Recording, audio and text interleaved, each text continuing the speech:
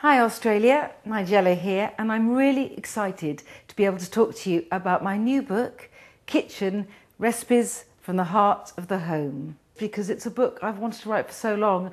I mean, you could say it's been on the back burner for most of my cooking life, and I started cooking pretty young.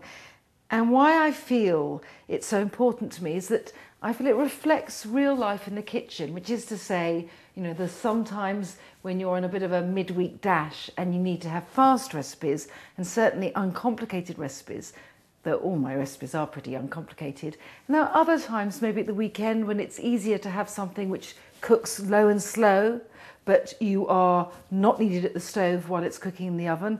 And then there are certain times when baking really makes one feel comforted, not only for the person eating these fantastic cakes, but for those of us who enjoy cooking them.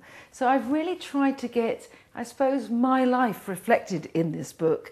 The thing about real life in the kitchen, and that's what I want to write about, is that it's about the story of our relationships with people. And for me, it's very important that my recipes reflect that. So there are recipes that I cook particularly for my children and that they ask for, and recipes that I've either inherited through my grandmother or my mother, and also that I cook with my sisters.